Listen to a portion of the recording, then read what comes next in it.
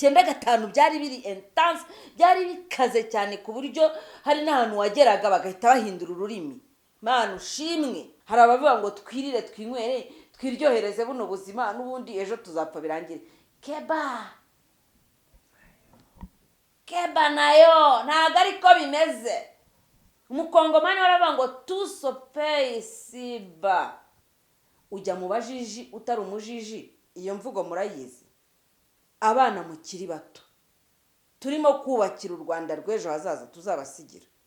Ukavuga ngo Imana, ngo wowe n'Abisiraheli n'Abanyamerika, ngo Imana yarababwenge bahaye igihugu.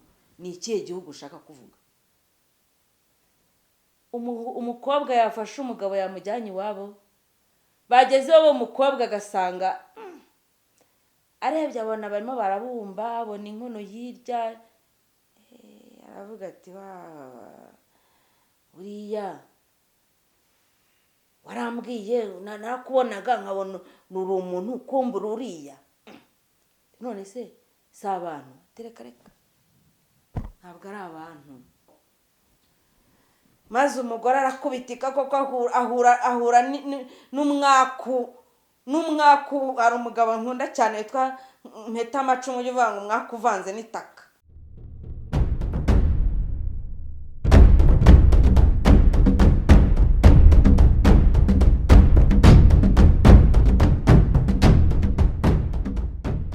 Bonjour les amis, bonjour ou bonsoir selon l'occasion, selon les endroits, selon le moment, selon les quartiers.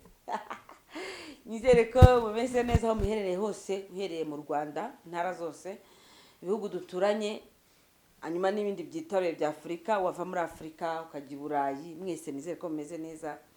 Aziya, Australie, Canada, US, no mu birwa hose murabizi ndabasuhuza. Hanyuma tugasuhuza n'abandi batakiba muri ubu buzima.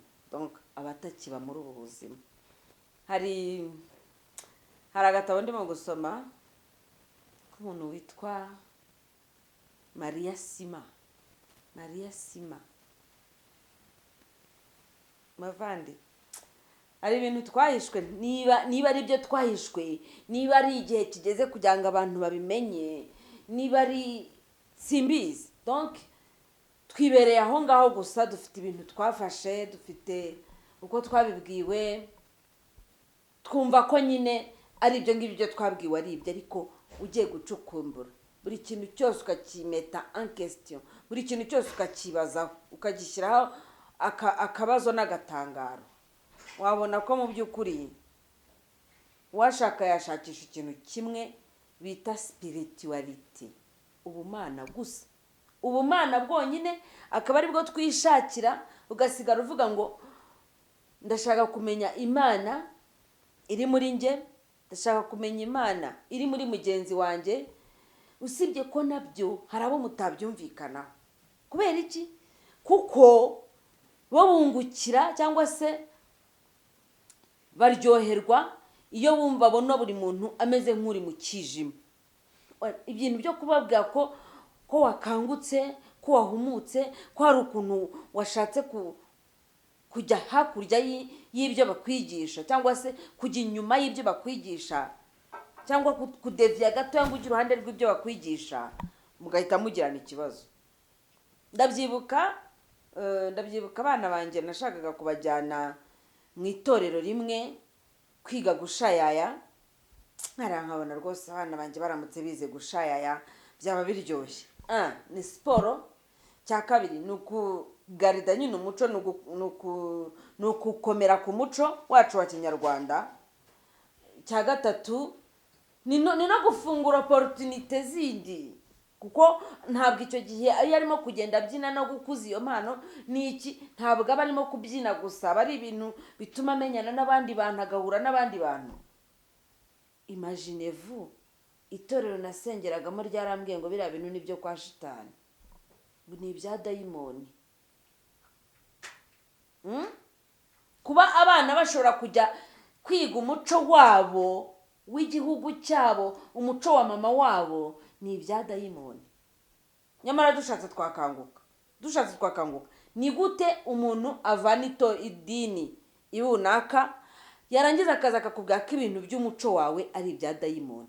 Muri make ubwo ni ukuvuga ngo uyu munsi ugende uzunguza icyo gitekerezo mu bwenge bwawe, wibaze uburyo umuco wawe ari uwa dayimoni, noneho uwo akuzaniye ngo akaba ari wowe Imana nziza, ariko nyine ngo izarimbura ababi hanyuma izarokora abeza n'ibindi nk'ibyo, za nyigisho zose nyine uzibabigisha. Kandi nanone ngo ntabwo wowe ngo kuri uwo muco bakuzaniye wowe uri umunyamahanga ugiye kuwushyirwaho nk'ingurukira narayibasobanuriye, ugiye kujyanwayo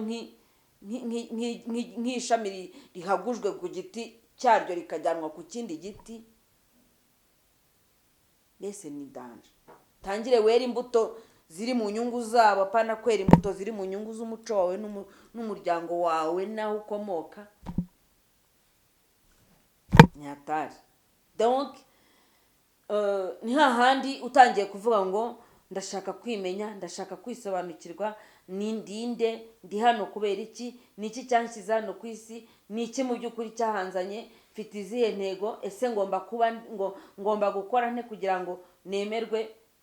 Ahita akubwira ati nibyo, ibyo urimo kuvuga nibyo, ariko hagombe hazemo Yezu wakubambiwe, wapfuye ku bwawe. Wazakurikira amateka ya Yezu ugasanga Yezu cyangwa Yesu ugasanga habayeho mbere y'abitwa ba Horasi, ba Mitra, ba Krishna. Wakomeza gucukumbura neza bagahita batangira ubu noneho hadutse ikindi kiba ngo bagiye ngo Yesu ngo yari umunyetiyopiya. Yesu yari umunyetiyopiya, ntabwo mbyemeye nabyo ntabwo nahita mbyemera, byose ni kimwe. Ubundi noneho ugasanga hari ikintu ngira ngo tuze kuganiraho, ikintu kijyanye no kubazwa. Donc ese urubanza rwo ku munsi w'imperuka, abantu babwirwa urubanza rwo ku munsi w'imperuka, babwirwa ko bazagira urubanza rwo ku munsi w'imperuka aho bazabazwa ibyo bakoze byose. Ugasanga abantu benshi bakora ibyo bakora, baganira ibyo baganira, bahengeka ibyo bahengeka, bavuga ngo tuzabibazwa n'ubundi twarapfuye. Qu'est-ce que ça fait?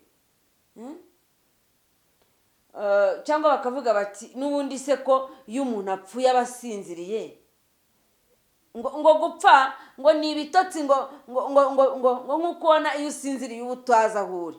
Noneho ngo icyo gihe ngo biba byabaye mu buryo biriya ngo biza ari temporere, noneho ngo buriya ngo gupfa ngo ni ugusinzira, ariko noneho biza ari pour du bon, donc byiteka. Icyo kintu kukikubwira bakakikubwira noneho uri n'umuntu udafite ubunyangamugayo muri wowe, ni uguhita uvuga uti, kandi Bibiliya nayo irabivuga, twirire twinywere n'ubundi ejo tuzapfa. Hari ahantu se Bibiliya bivuga, hari abavuga ngo twirire twinywere twiryohereze buno buzima n'ubundi ejo tuzapfa birangire. Keba nayo ntabwo ariko bimeze. Umukongomani baravuga ngo tout se paye ici-bas. Ibintu byose dukora byanze bikunze uva hano ubyishyuye, nta murambo ujya ujyana icyaha. Kandi ababyizera gutyo n'ababyemera gutyo bamaze kugenda babibona gutya, kamwe ku kandi. Ugirira umuntu gutya nawe wagera hirya ugahita ubona ibintu bikubayeho ukavuga uti uzi ko ari bya bindi mu kanya nari maze gukora. Nutangira gufungura ijisho neza uzagenda ubibona ibyo bintu, uzagenda ubibona, ubone uvuye hano ubigenje gutya, ugeze hariya hirya hahise haba ikindi kintu neza gituma, reka tuvuge wambaye umuntu amafaranga, cyangwa se Yesu waruyamurimo uramuhakanira uti n'ukuri ntayo mfite. Wigira imbere ugahita uhura n'ikibazo gito kigusaba amafaranga ajya kungana n'aya yandi neza, kandi deni uracyaririmo, wumve n'ukuntu uba ufite ibyago. nimushaka nushaka kuva uyu munsi utangire kugenda ubigenzura, kandi uzajya ubibona, uzajya ujya kubona gutyo ubone wambuye umuntu igitabo cyenda. N'urugero ndimo ndavuga igitabo kuko aricyo kindi imbere, nugera imbere akubaza ati se igitabo cyanjye kiri hehe, umuhakanire, ntabwo uzamenya ukuntu cyagiye, nikitagenda hazagenda ikindi kijya kuba kungana nacyo equivalent, byanze bikunze. Sinzi ukuntu ibyo bintu bikoretse, donc bifite ukuntu bikoretse ku buryo byanze bikunze. Hari abantu benshi bavuga ngo buriya ngo kugira ngo ube umukire ngo bisaba kubabaza abantu benshi, ngo ukajya wambura abantu benshi, ngo ibyo wabambuye ukabyigwizaho. Barakubeshya. Ahubwo uko ugenda utanga, uko ugenda ugira ikintu utanga wivanaho, niko urambura intoki zawe zo kwakira ibindi bintu. Iyo niyo experience nabonye. Ibindi ngira ngo twabitwara nyine nk'imyemerere, buri muntu agenda akemera ibye.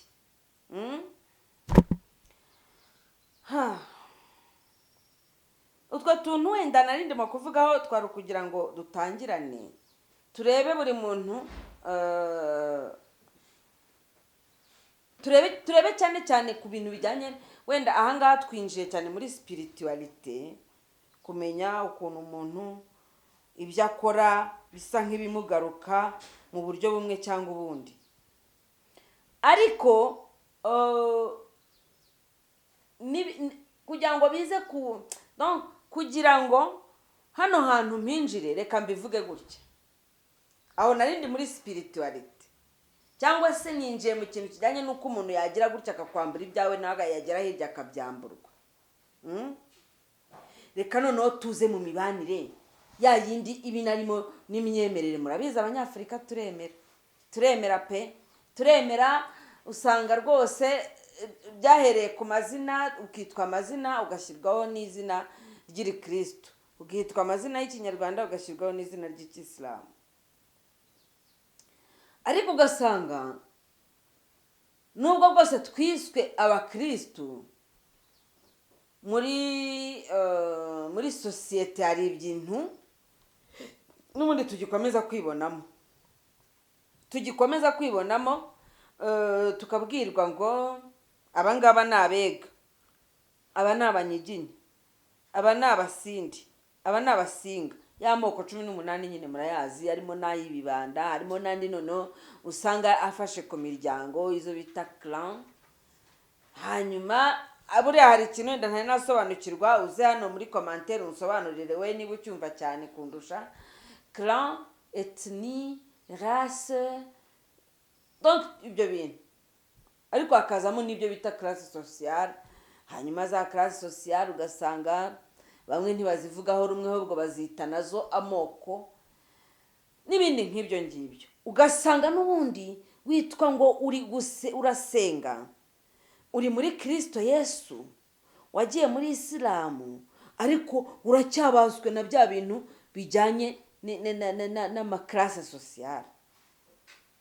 Amaklase sociale ni ibyiciro by'ubudehe, ariko ibyiciro by'ubudehe nabyo buriya bijya binsetsa, kuko njye namenye ubwenge bavuga ko ubudehe ari ukunebwa, ariko hakaza n'ikindi kintu cyitwaga ubudehe bakoreraga hamwe. Ariko ugasanga birasa naho buri muntu yazanye ubunebwe bwe n'undi akazana ubunebwe bwe, noneho bakabuhuza. Ariko kubera ko ari benshi wa murima bakawurangiza, n'ejo bakajya ahandi, n'ejo bakajya ahandi, n'ejo bakajya ahandi. None rero twebwe ibyiciro by'ubudehe mba mbona ntatazi umugani w'abana, ibyiciro by'ubudehe ngo sinari ntaraye. Ibyiciro by'ubudehe ugasanga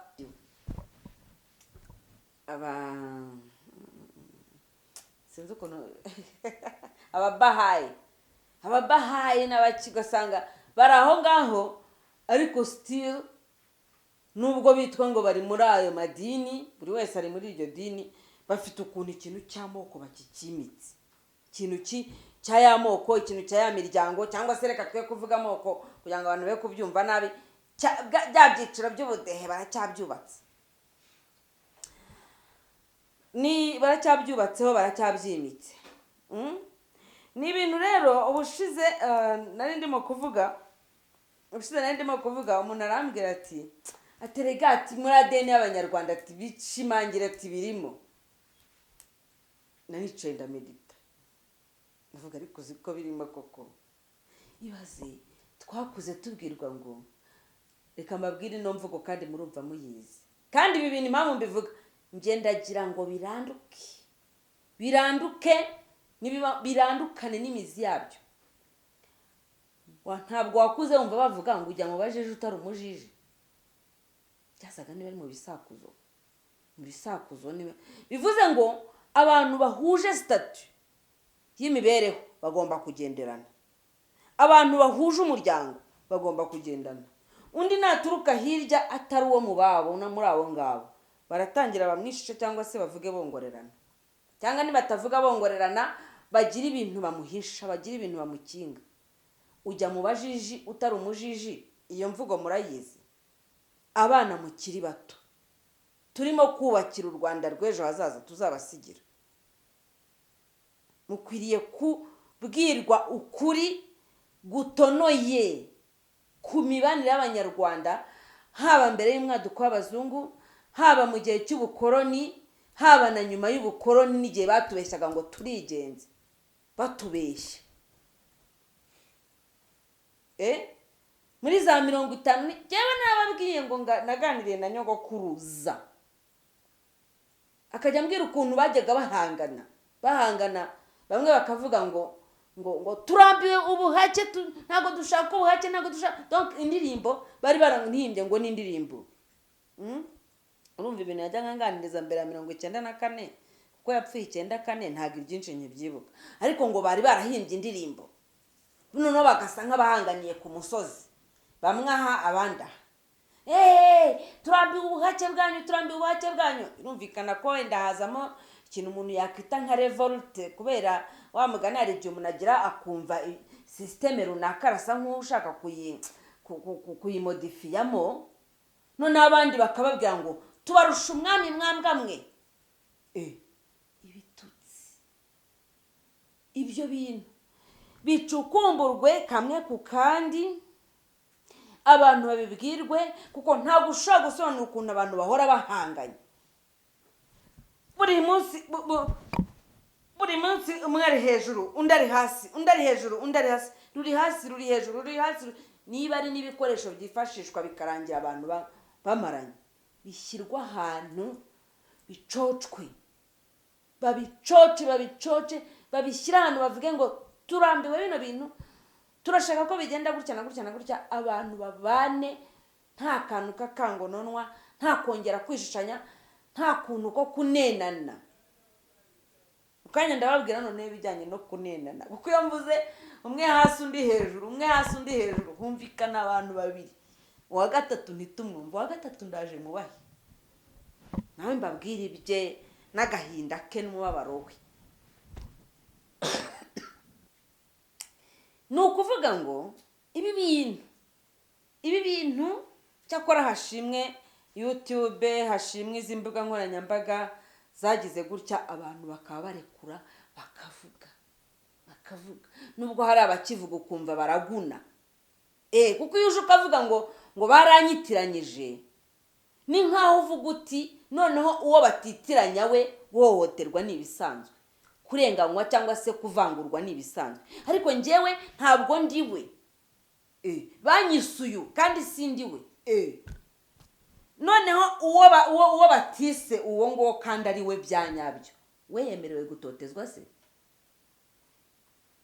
No, ntabwo yemerewe gutotezwa. Ntabwo 2021 turi muri ere yo gukomeza kuguma muri utwo tuntu tutudindiza, mu gihe abandi bari gushinga inganda, mu gihe abandi barimo kubaka ibintu bihambaye, mu gihe abandi barimo gupanga kujya kuri Mars no ku kwezi na mu gihe abandi barimo kuvumbura ubuvumbuzi buhambaye, bavumbura imiti n'inkingo, mu gihe abandi barimo gutekereza ikintu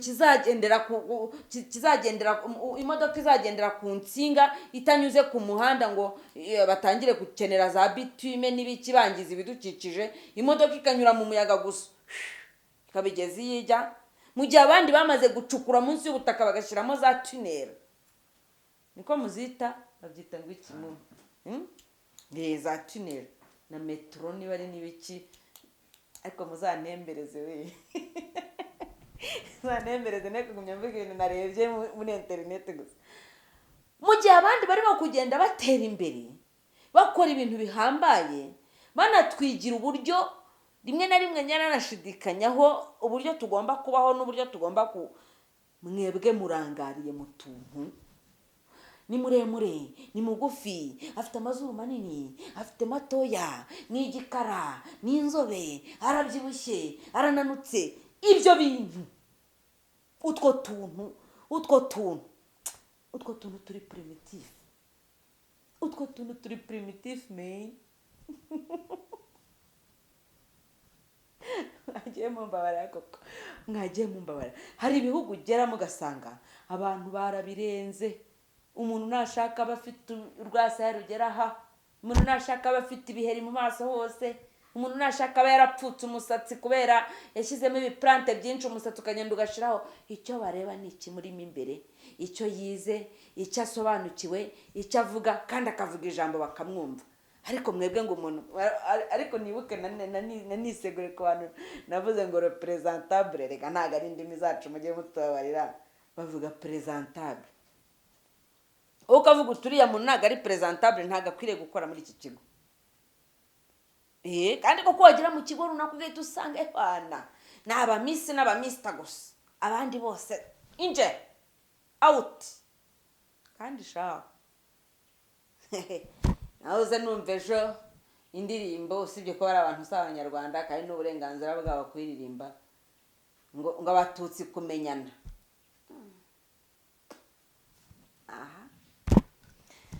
Abandi nabo nahoze mbona umuntu witwa indirimbo bashyize muri studio, barakora indirimbo iririmbitse inabyinitse, banavuga amazina, ariko wumva ko ni amazina y'abantu bataraba hano mu Rwanda. Kuko erega nitwumva amoko ntitukazaye duhita tuzamuka kubera amahahamuka twifitiye n'amarangamutima n'ibiki. Mugomba kumenya ko ubwoko bw'abahutu, ubw'abatwa, bw'abatutsi, nubwo twe tutakibifite mu Rwanda tukaba twitwa abanyarwanda, twe turi abanyarwanda, ariko handi birahari. Ntabwo rero bigarukira muri superficie y'ibihumbi 26,338. No, mugomba kumenya ko hakurya muri Kongo birahari, i Burundi birahari, Uganda birahari. Nibafata rero bakaririmba bakumva hagati yabo bagomba kumenyana, byiguhangayikisha rwose ngo wumve ko habayeho ivangura rimeze ukuntu. Nta vangura rihari. Hari uwo wumvise bagiye bavuga bati se abandi ntibakabeho, oya bafashe nyine solidarite yabo, kandi ni byiza. nta kintu nta kibi mbibonamo kuba bafata bakifata akavuga bati tumenyane, umuryango wo kwa kanaka, umuryango wa kakanaka, aba n'abana. Hari n'ahasoza rwose avuga amazina.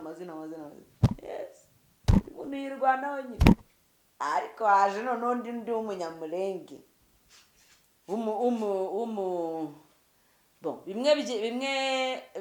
bimwe bya postinga n'uwitwa King Hunter avuga byo by'abatutsi kumenyana. Haza Ruti rw'ishyamba noneho nawe postinga, bangira ngo muze kumva ko atari ibintu ndimo kuvuga wenda nihimbira, kuko njye mba kuri social media, nta yandi makuru ndi bujye gutara ngo njye muri ku Gisozi menye ibyahabereye, ndavuga ibyabereye ku mbuga nkoranyambaga. Uwo rero witwa Ruti rw'ishyamba waraza ahita tuzanira akavideo k'iminota igera muri 2 cyangwa 3 karimo umunyamurenge uvuga ati twebwe ku isi yose, Abisirayeli, Abanyamerika n'Abanyamurenge, ni twebwe Imana yabwiye ngo nguhaye igihugu. Ubwo rero nihazamo icyo kintu kimeze nko kwibona, niba ariko nabyita, reka mbivuge, n'ubwibone. Kandi ni bibi nubwo Abanyamurenge babibarenganyiriza. Ni ukuvuga ngo abakristu muri rusange n'ubundi usanga idini ryabo rishingiye ku bwibone, kumvikanisha ko aribo bafite ijuru, abandi bose bagomba kurimbuka. Kandi ibi bintu sinatangire mu myizerere, muze kumbwa ko hari anatandukiriye. Ni ukuvuga ngo hari imyizerere yagufashe igushyira ahantu ikumvisha ko abandi mu wundi muco wabo ari shitani, ari dayimoni. Ibyo bintu ni byo kwa shitani, sibyo? None batangiye gufata za etini zabo, ni etini, ni famiye, ni biki, batangiye kuzerevetinga, donc kuzishyira hejuru bitwaje Bibiliya. Kandi ni nako bimeze ku muryango wa Isiraheli wiyitiriye Imana. Sibye ko tutavuga ko wiyitiriye Imana, kuko Imana ubundi ni Imana y'isanzure, ni Imana. Iyo tuvuze ngo Imana y'u Rwanda buriya nabyo hari ababikemanga, ariko wa mugani nta mpamvu yo kuvuga u Rwanda gusa, kuko abantu benshi batari bumva neza Imana y'u Rwanda. U Rwanda hariho, reka tujye tuvuga Imana y'isanzure kugira ngo twe kugirana amakimbirane n'abantu bumva ko dushaka kwiyapropriya Imana, ko dushaka kuyikubira, nk'uko byagenze ku ishyanga rya Isiraheli. Ribwira abandi bose ko ari abanyamahanga, hanyuma ngo ryo rikaba ari ryo rifite ubuzare n'ubukundwakazwe ku Mana. Abandi bose ni ibinono, bo nibo bana. None uyu munsi hatangiye kuza n'abandi bantu bazamura ijwi bavuga bati Abanyamulenge n'Abanyamerika n'Abisiraheli nibo bantu kuri iyi si ya rurema Imana yabwiye ngo nguhaye igihugu. Ngo kuriya rero ukuntu umuntu ashobora gukururira abandi bantu ibibazo, akaba yatuma bagirirwa urwango kubera amagambo yamuvuye mu kanwa. Ni gute wifata ukumva ko igice urimo gisumba ibindi bice, nk'abandi bose Imana yabaremye ihumirije, cyangwa se batoragwa ahantu n'ibyo kujugunya? Abandi bose ntabwo ari abantu, ni wowe muntu. Kana uri he? Ndi mu modoka. Uri kumwe na ndi jenyine? Kubera iki? Ibyo bintu bishobora gukurura amakimbirane atari ngombwa. Imana yahaye Isiraheli igihugu, irayibwira ngo nguhaye. Imana yabwiye Abanyamerika ngo nguhaye igihugu. Murabizi US zahoze ari 13 colonies anglaises, zahoze ari leta 13, niba ari leta koloni 13 nyine zakolonizwaga n'Ubwongereza. Igihe kiragera bize histoire bazi byabereye Boston, hanyuma Abanyamerika nyine biyonkora cyangwa se barigenga, abonye bongera gukomeza kuba ubukoloni bw'Ubwongereza. Ni byiza.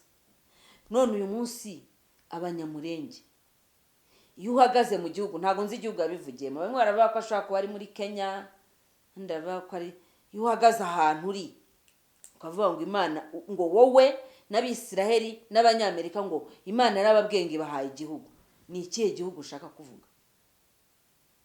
Cyakora uyu mugabo wavuze bino bintu nabishobora, nashobora kunsobanurira ya filozofi yadukanye, azaza abimbwira, azabinganirize, kuko ndumva mfite uburenganzira bwo kubimenya. N'abandi nabo bafite uburenganzira bwo kubyumva, bakumva neza icyo kintu icyo ari cyo. Cyangwa se niwumva nawe usangiye opinion, nawe uze tuganire kabisa, kuko nuko nguko ibintu bitangira, ni kuri ibintu biza ngo ni malaria. Tuza amateka bari abantu, uburyo bahohoterwa, uburyo batotezwa muri kiriya gihugu, uburyo bashobora kugira gutya ukumva barabahohotera, abandi bakongomani ntago babiyumvamo. Ariko hajemo akantu kameze nko kwishyira hejuru kuriya, utangira kuvuga ngo none se ni ibiki? Ni ibiki? No, ntabwo ibyo bintu ari byo. Hari, ni ukuvuga ngo Abanyamulenge babe abantu nk'abandi, ngo n'Abisiraheli nuko, Abanyamerika se ubwo wenda bo bafite ibyo bashingiyeho kubivuga kuriya, ariko dore Abanyamulenge bakwiragiye isi yose, kandi abenshi babujijwe igihugu cyabo, wibakururira ibibazo. Ubwo ni inama ndi kugira uriya mugabo.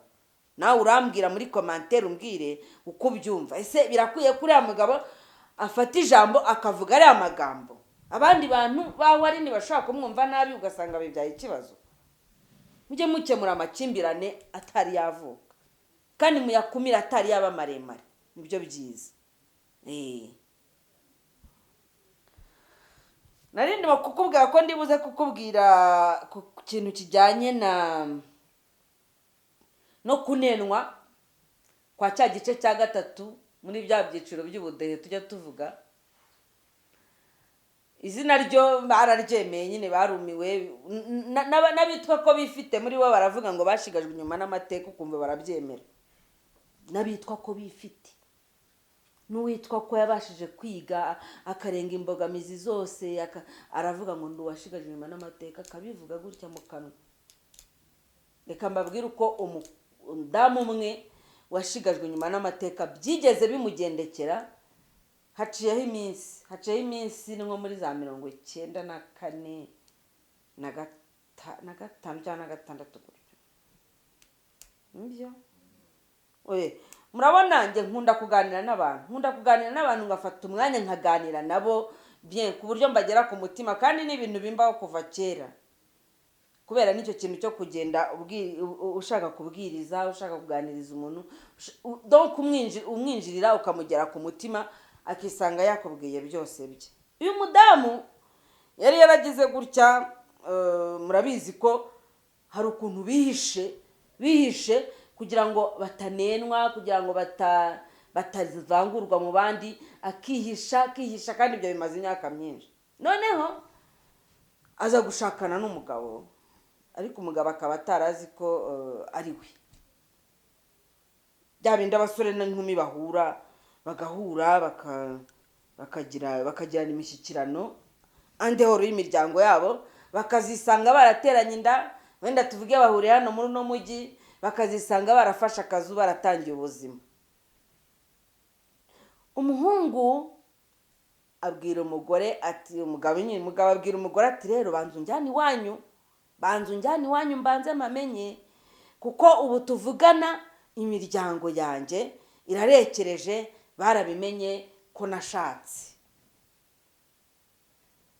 Umukobwa yafashe umugabo yamujyanye iwabo, bagezeho bo umukobwa agasanga arebye abona barimo barabumba, abona inkono hirya, aravuga ati, uriya warambwiye, narakubonaga nkabona uri umuntu, ukumbura uriya, none se si abantu? Reka ntabwo ari abantu. Uko ndimo kubikubwira kandi ubyumve gutyo, ko ariko yamubwiye agatambwe ati, bariya ntabwo ari abantu. Undi bara ni abantu babaga mu mashyamba, leta ibakuramo irabaduteza, none dore dusigaye twirirwa tubarongora tutabizi. Umukobwa biramushobera. Ariko mbere yaho umugabo yamutotezaga amubwira ngo mbwira ubwoko bwawe, mbwira igisekuru kiwanyu, mbwira so yitwaga. Donc akagenda amubaza amazina ngo yumve. Buriya rero no mu mazina naho bagenda bavanguramo n'ukuntu wavuga izina bagahita bamenya class aho bari bagutereke.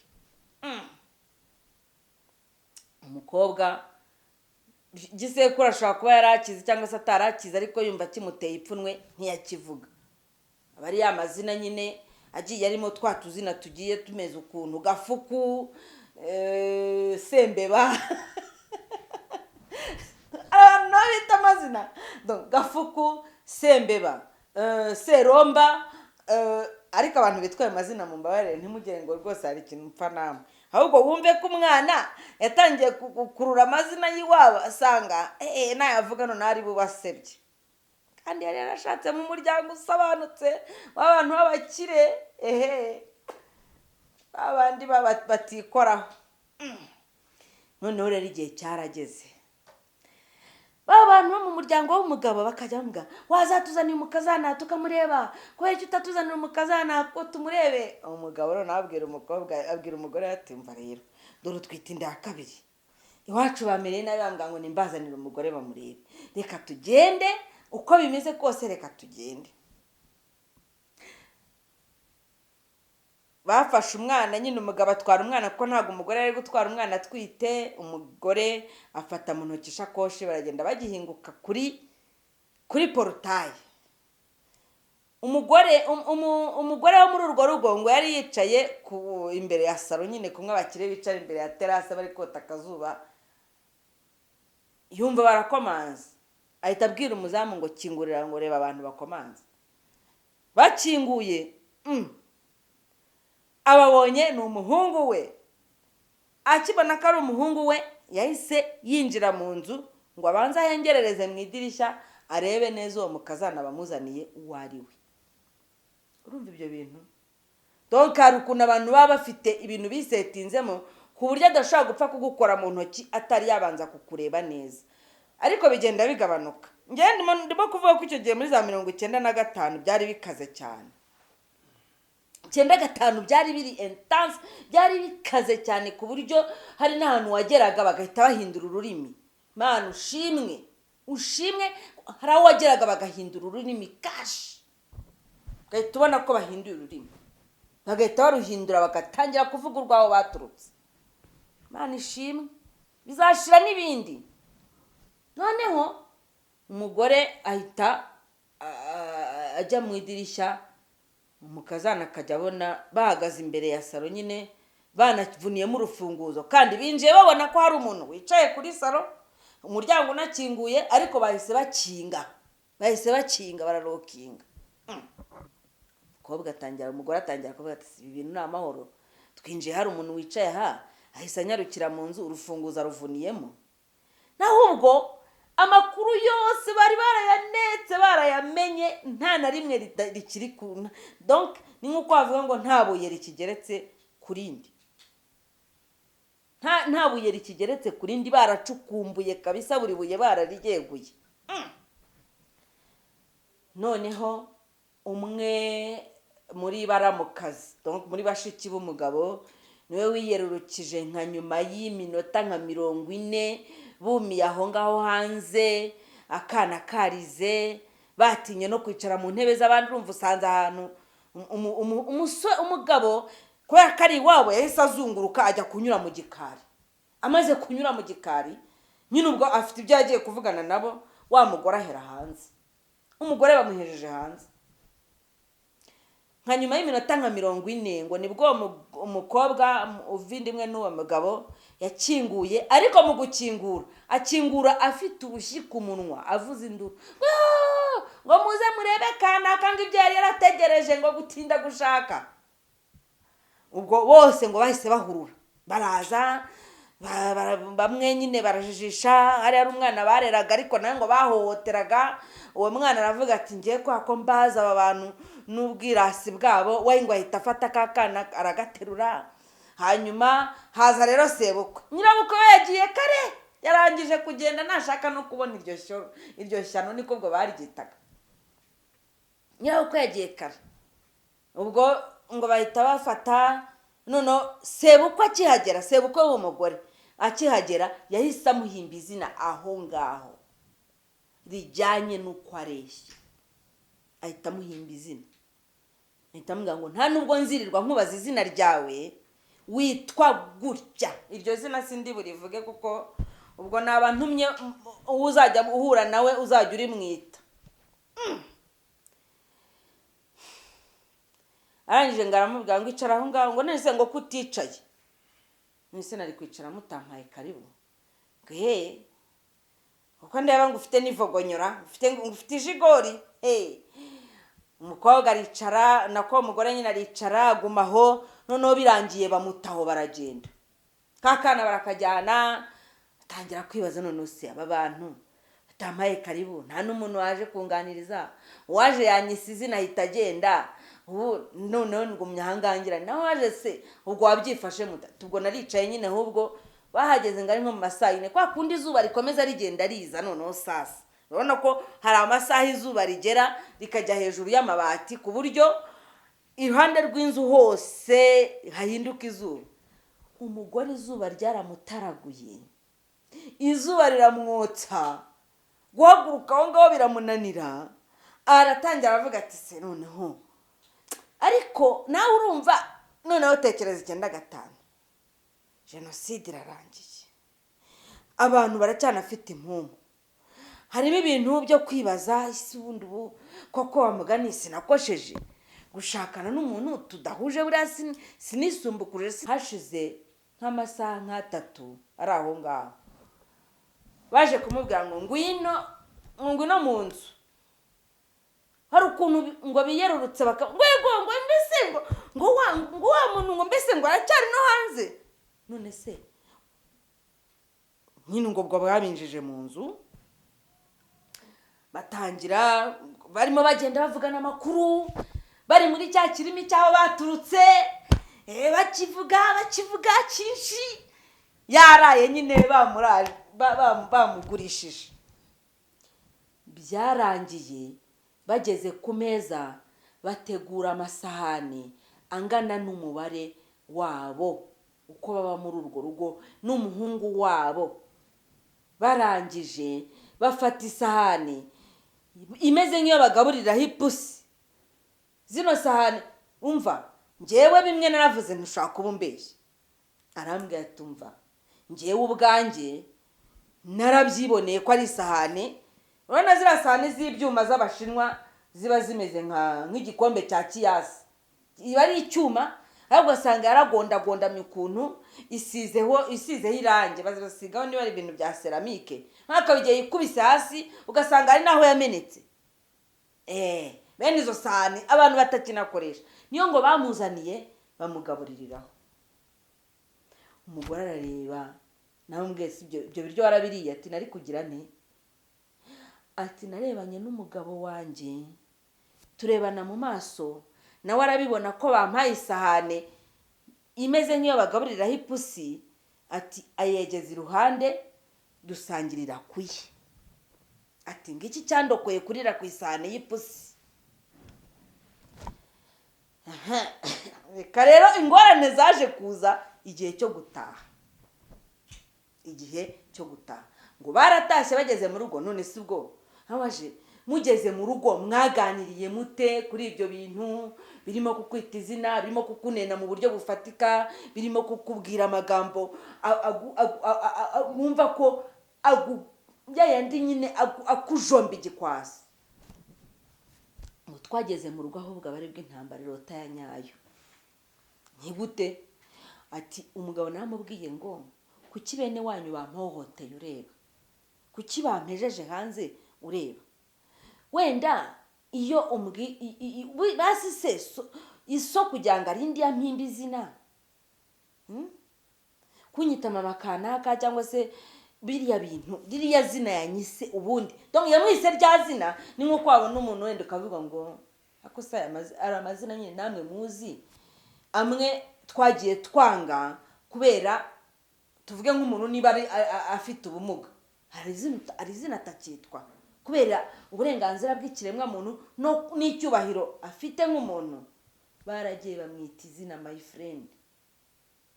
Noneho ngo bamaze kurya kwa kundi abantu baba bahaze, batangiye noneho kublaga. Ubwo noneho ntagisubiye kuri terase, ari aho ngaho n'umwana akaza ngo papa, abana nyine baba bari nk'abuzukuru aho ngaho, bakajya papa harya n'umugore bamwisenga iki, mbwira.